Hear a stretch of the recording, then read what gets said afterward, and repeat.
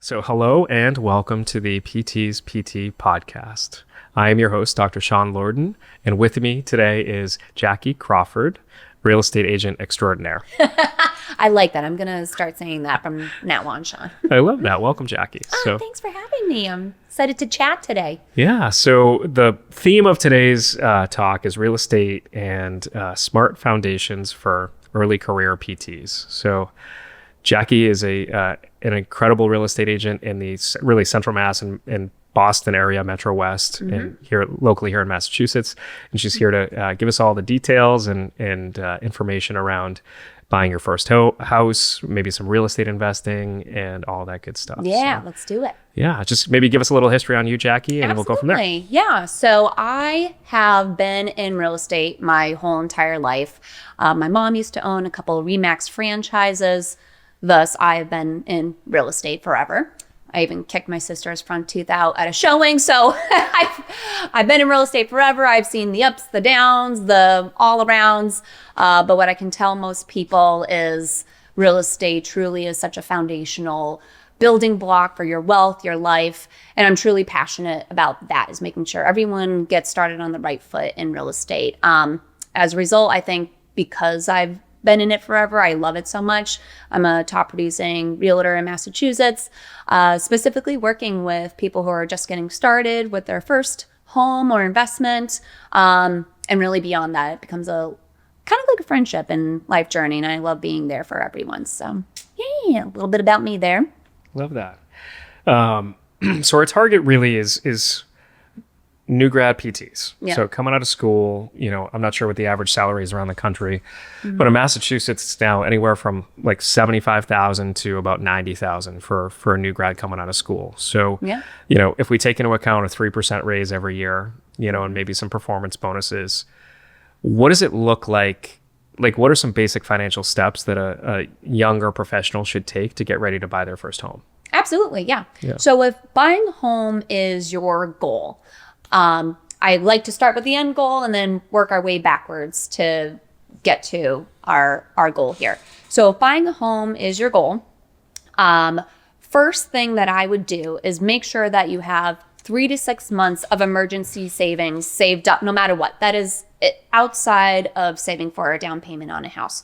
So if your monthly, let's say monthly you spend $5,000 a month, you want to make sure you have $15,000 to $30,000 saved up.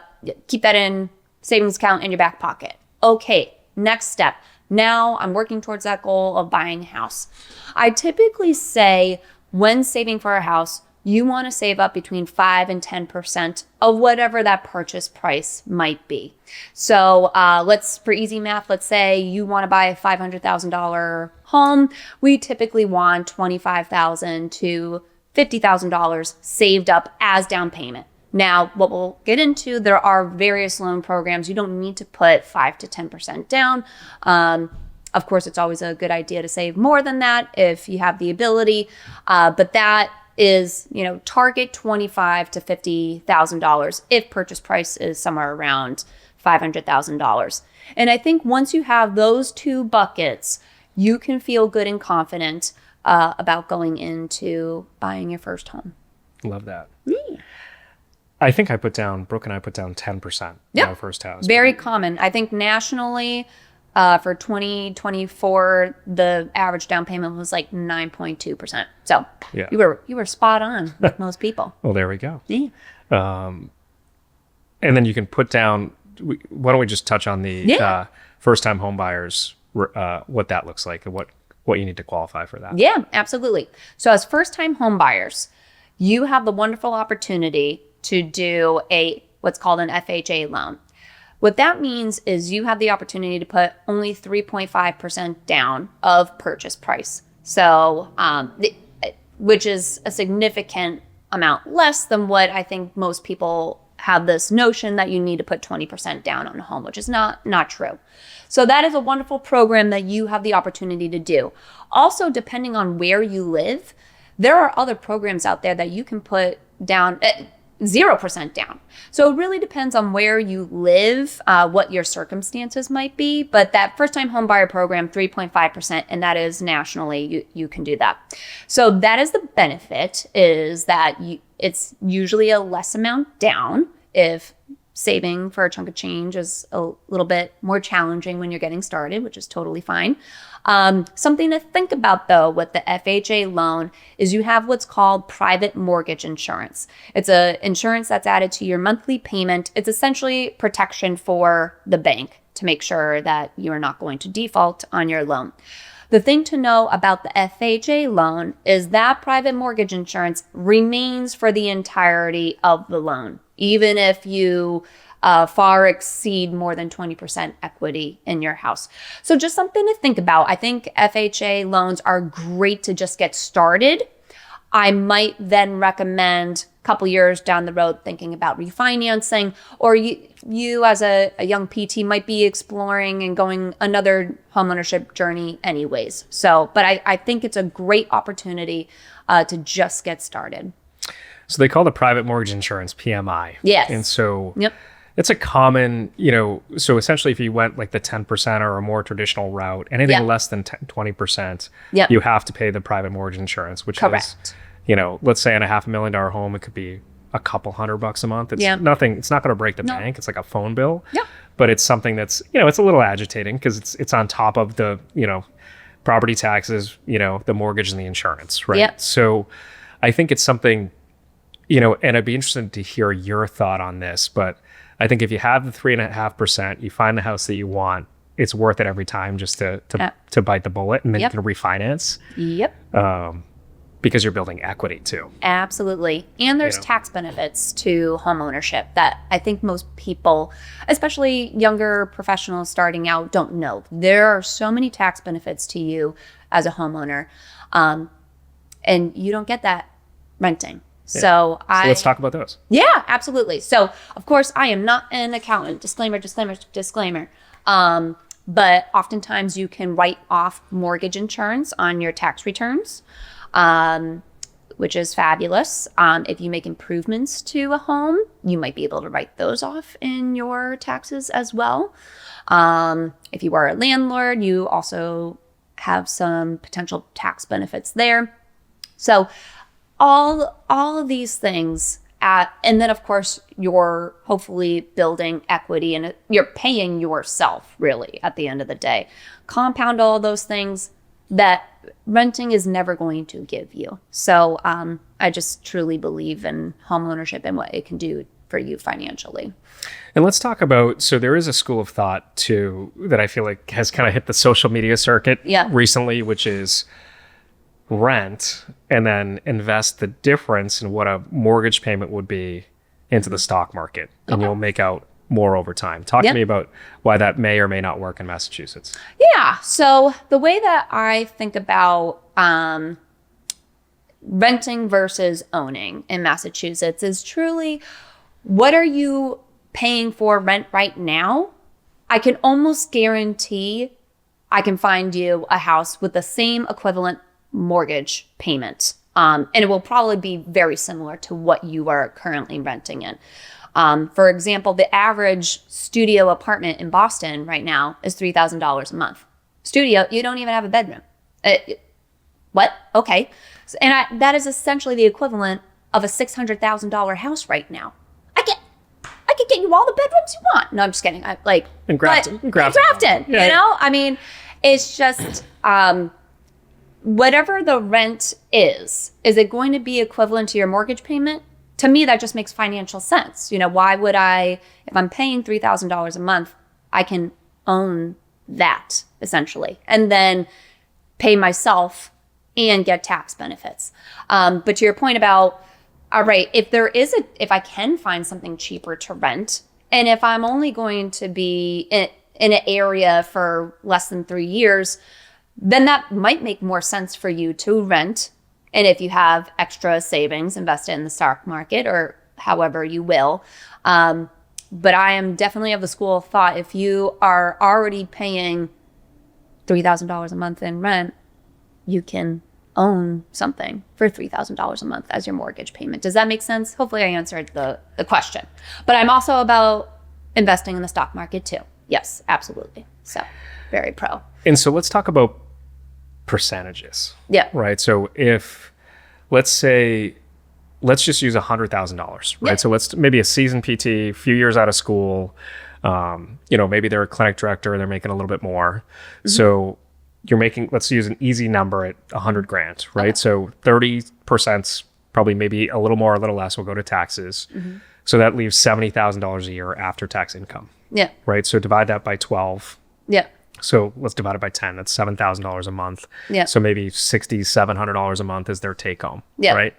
And so that's assuming no 401k contributions, whatever else, no health insurance contributions, yada, yada. Yeah. So if you've got a pie of, let's call it $6,500 a month, right? Yeah. How much of that should be going to rent, mortgage, that sort of thing? Yeah. To living.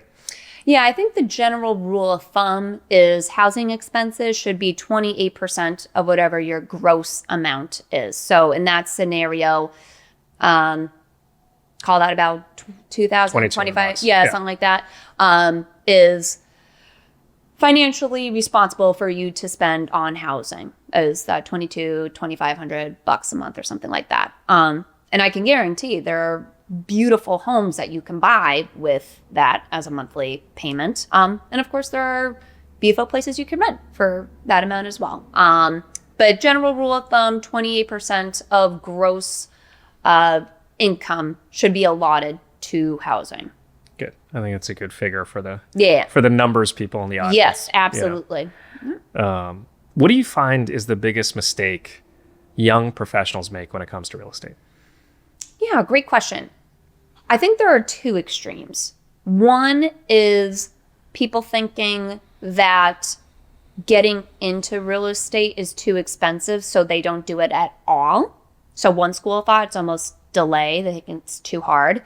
And then the other extreme is people not accounting for expenses that might come up in home ownership. So I definitely believe in real estate investing. I think if you are a young PT getting into buying a multifamily or house hacking, and let's definitely talk about that, might be a nice avenue you might want to explore. But going back to, if you're making $100,000 a year and you're spending $2,000 a month on your mortgage payment, you also need to save some money for things that might come up in home ownership. So you definitely want to, and going back to what we were talking about before, making sure you have a nice emergency nest egg just in case things come up. So almost two extremes. One, not getting started at all. And then two, people who do pedal to the metal but are just going a little too fast and they speed by the stop sign. So yeah. So, I think it's important to anticipate, like, you're going to have to buy some furniture. You're going to have to, buy a lawnmower if you're going to, mow your lawn. There's definitely some expenses with home ownership, and things break, if we're being honest. Like, sometimes things break. Water heaters, AC. Hopefully, you'll do a home inspection. I know that sometimes there's a big market of, like, having home inspections waived recently, which I think is changing. Yes, I definitely want to talk about that, if that's okay. So if you've been in Massachusetts the past couple of years, and nationally, it was a very competitive market. And especially in Massachusetts, there was people, as a way to be competitive, waiving home inspection. As I mentioned before, I've been in real estate my whole entire life. I don't think any house is worth waiving home inspection for. And now there's actually laws in Massachusetts going into place where that's just going to be off the table entirely. So I always do a home inspection, because not only is the home inspection important to make sure that the house isn't falling over or something's seriously wrong, but it's just great homeownership 101. The home inspector and your real estate agent is going to go over with you, okay, here's the roof. These are 30-year shingles. We know that the seller replaced this roof 5 years ago. Okay, you should be in good shape for the next coming years. So now you can financially plan, all right, in 25 years, I should expect to do a roof. And they're going to go over various, everything essentially in the whole entire house. So I think that's doing the home inspection is almost a great way to financially plan for your house as well. So like, okay, the heating system is 30 years old, more than likely going to need to be replaced. I should make sure I have a chunk of change ready to go for when that happens. Yeah. So that emergency fund is already allocated. Yeah, it's already planned good. For. So no, and it's tough. I mean, and I think it's important to talk about the liquidity events that happen early in life too. Yep. Right. So weddings. Yes. Buying a car. There's a lot of liquidity events, meaning you need to come up with serious cash. Buying a house. Yep. It's not easy to to be young and compete in this world. Yes. Yep. So let's talk about like credit scores, savings habits. I know we talked about 28% is sort of the cash flow that people need. Yep. So 28% of your paycheck week to week should be allocated toward, toward housing. Let's talk about like credit score. What is a credit score? Yeah. How do you improve? How do you make it worse? Yes, absolutely. And then what banks are looking for. Yep. So credit score is very important when you're buying your home because one, it can determine whether you can buy a home or not, or two, it might dictate the interest rate that you will receive with your loan. So the higher the credit score, the better. Usually credit score is determined by how long is your credit history, like how much utilization have you used, are you making your payments on time, and what is that utilization? Are you maxing out every credit card, or et cetera? And the credit score can also impact your loan in a way lenders look at is debt to income ratio. Do you have too much debt to your name, and does that affect your essentially your buying power? So the higher the credit score, the better.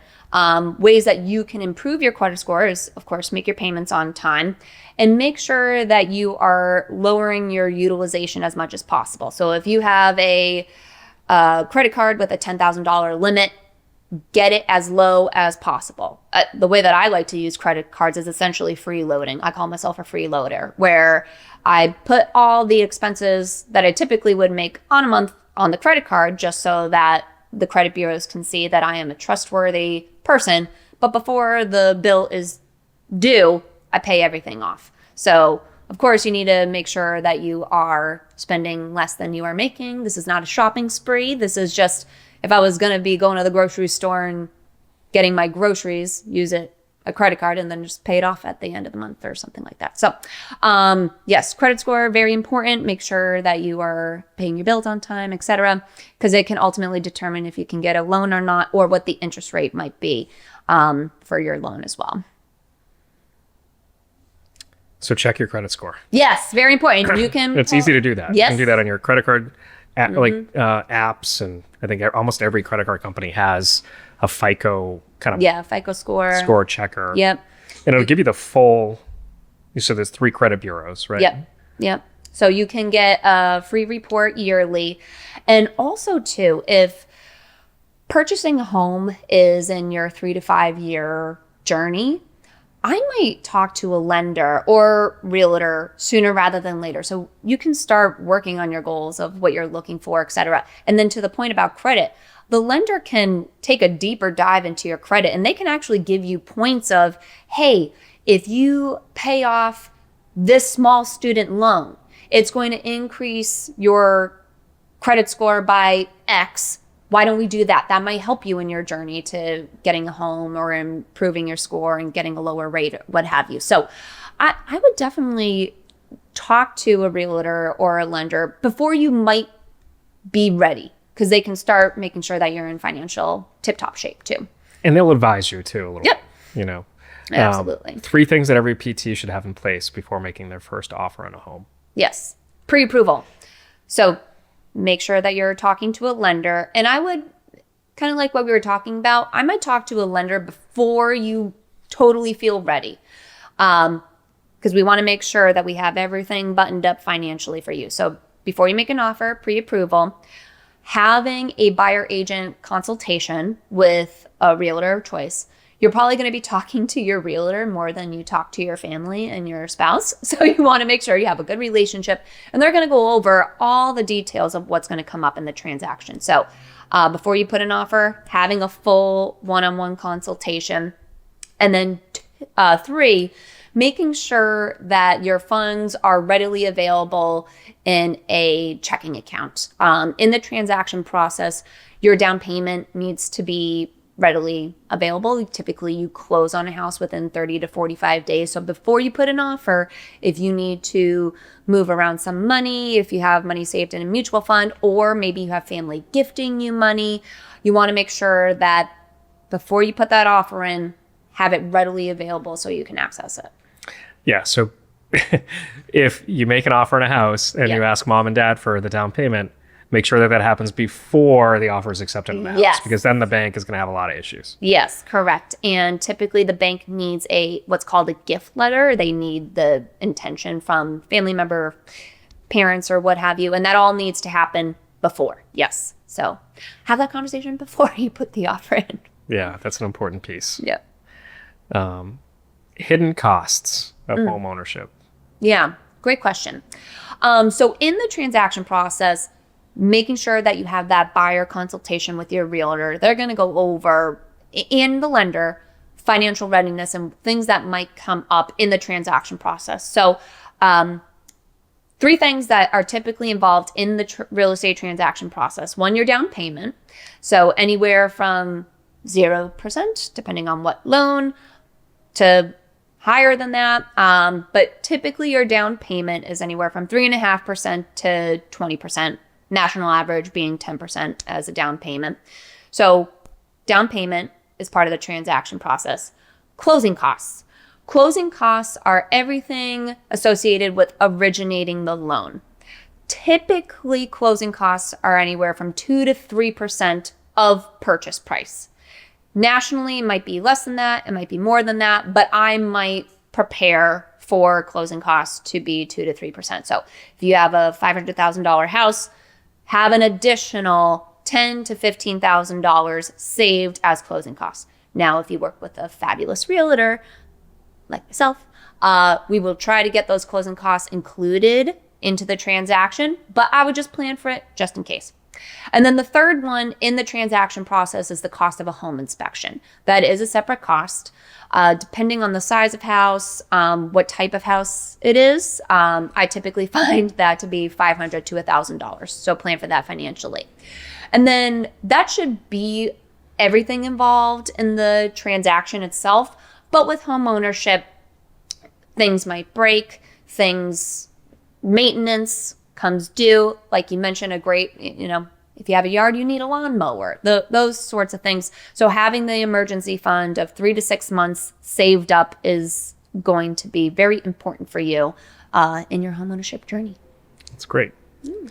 Talk to me about the importance of finding the right mortgage broker and bank partner. Yes. And talk about some different ways that you can finance a deal. Yeah, that's a great question. So I recommend working with a lender who offers a wide variety of loan products. So what's fabulous as a PT is you might be eligible for physician loans. If you are a DPT, you might be able to have a specific loan available to you, which does not include student loans when they're accounting for your overall loan process. So there are only certain types of lenders that can do that. There are certain types of lenders that can do 0% down loans or unique structured loans if you are self-employed. So working with a lender that offers a wide variety of product, I think is going to be important for PTs. And then also someone who does a lot of loans, who does a lot of volume, I think is really important too, because it shows that they know the market, they know what's getting deals done, and that's ultimately going to make sure that you have success buying a home. So those are all things that I would look for in a lender. And I think that's a wonderful thing for PTs to know too, is where there's a will, there's a way. So you can absolutely purchase a home if you are determined enough to make it. And there are so many different loan products for you. I think that's such a good point, Jackie, because I think some people hear no. Yeah. And then they hear never.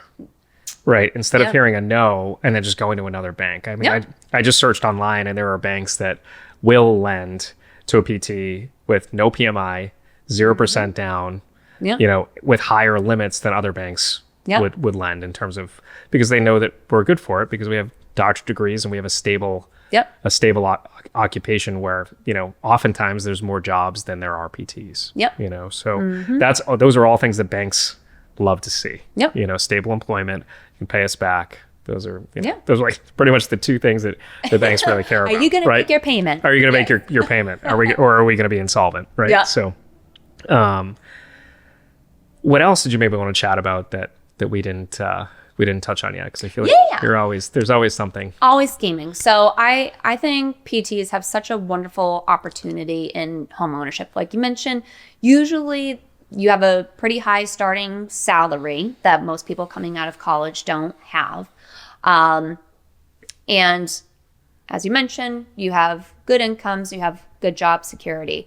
So some things that I would want young PTs to think about is what kind of, hopefully I haven't been like harping too much on it and nagging, but I truly believe if your rent is $2,000 plus, you really should consider buying a home because there are so many different avenues that you can explore and build wealth with. And if you are young, single, or even if you have a partner, but just young and agile, I might recommend you looking at investing in a multifamily house where have your tenants pay your mortgage and you live for free. That would be a wonderful opportunity for you. Or something called, I think real estate investors term house hacking, where you buy a home that needs a little bit of work, or maybe you rent out a bedroom, what have you, but you're essentially forcing appreciation because you're putting in the work to renovating the home, etc. And then come a couple of years, sell it, you realize that equity immediately and pour it into the next house or, the next thing for you. So I think those might be two avenues that if I was a young PT, I might seriously consider right away, buying a multifamily or house hacking. And I think those are great.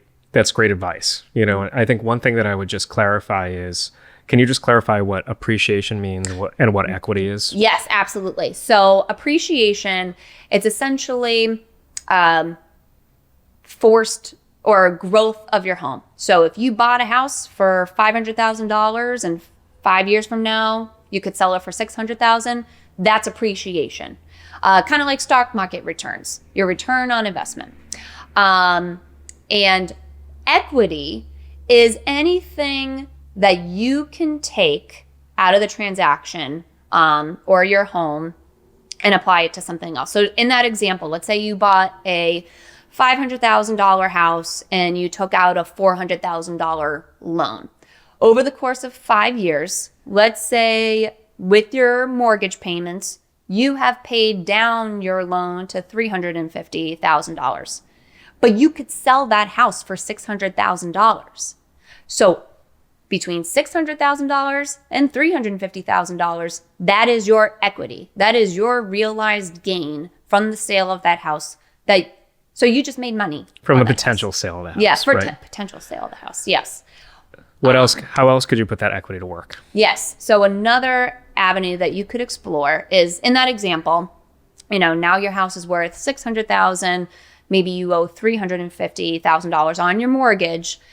If you don't want to sell your home, there's also a potential of doing what's called a home equity line of credit or a HELOC, as you might hear exploring. And that is essentially, think of like a credit card on your house. They'll typically, depending on the bank, give you up to 80% of whatever equity you have in that house. And you can use it, I don't want to say at your disposal, but that's a great thing to have if you need to do a roof replacement or if you want to invest in another property. That's essentially available funds to you to then be able to put to work. So that's another way that you can tap into your equity without having to sell your home if you don't want to do that.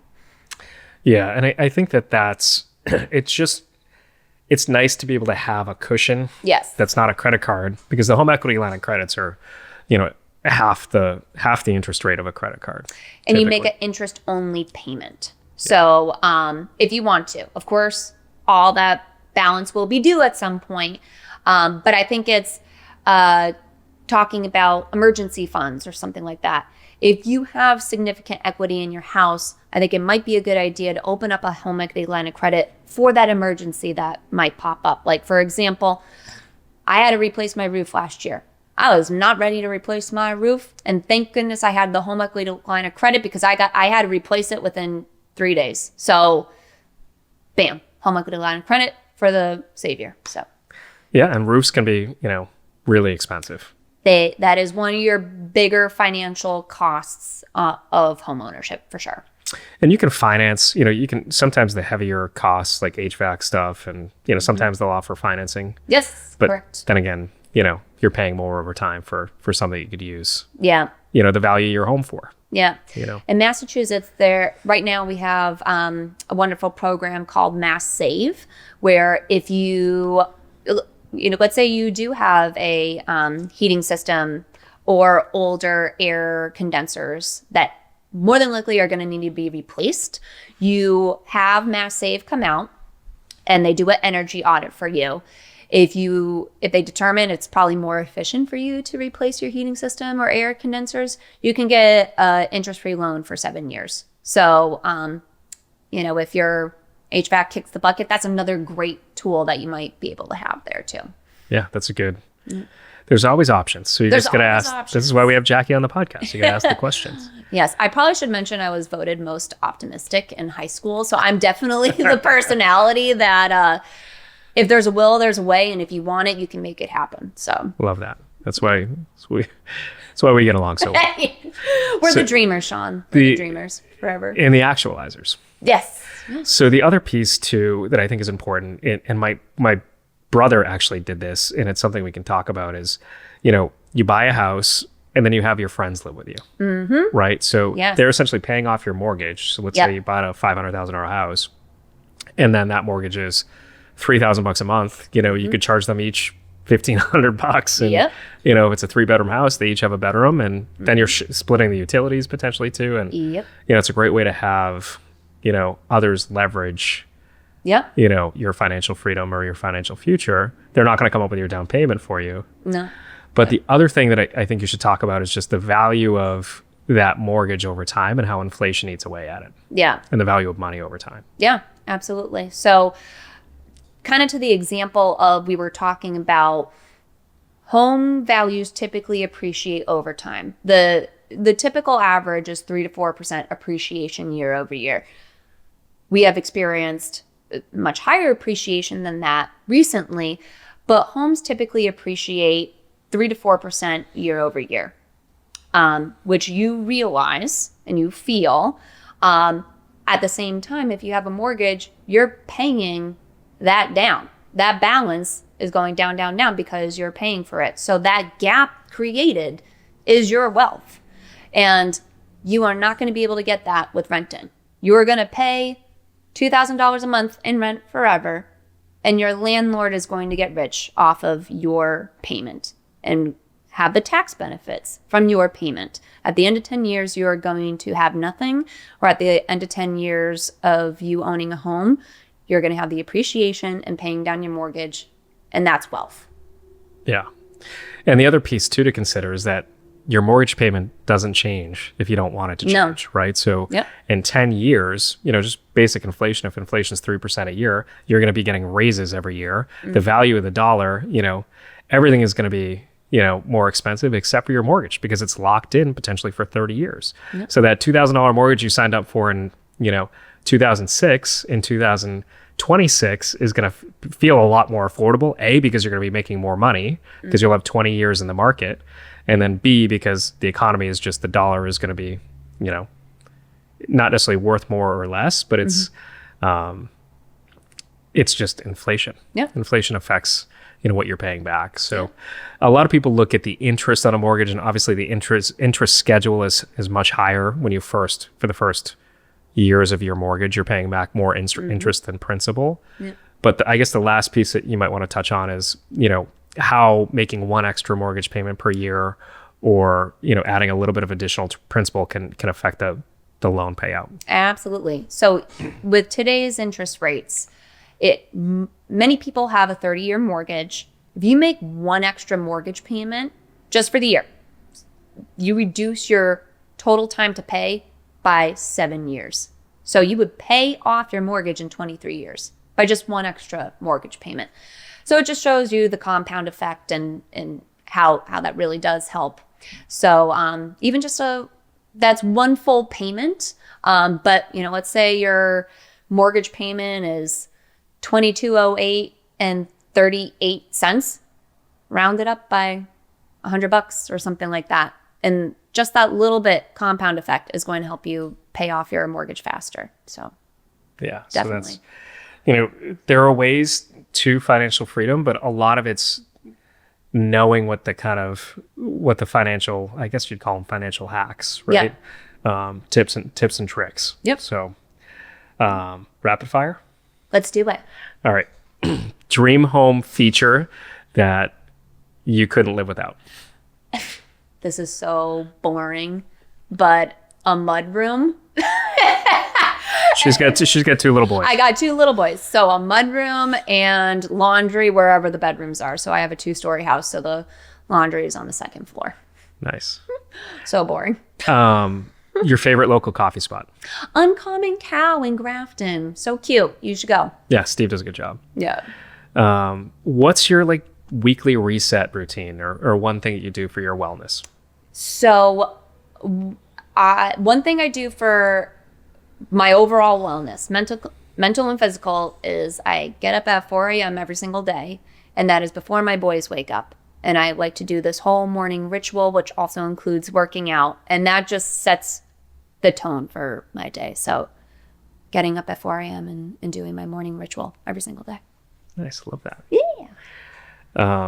How can our listeners reach out to you or connect if they're looking for more real estate insight? Yeah, of course. So Jackie Crawford-Ross with Remax Executive Realty in Grafton, Massachusetts. Feel free to email me at Jackie, Jeckie, at CrawfordRealtyTeam.com, or follow me on Instagram at Sell Homes with Jackie. Love that. And we'll obviously include all of that in the show notes today. And thank you, Jackie. Yeah, Appreciate thanks you. for having me. Thanks for listening, everyone. This is great. Awesome. Thank you.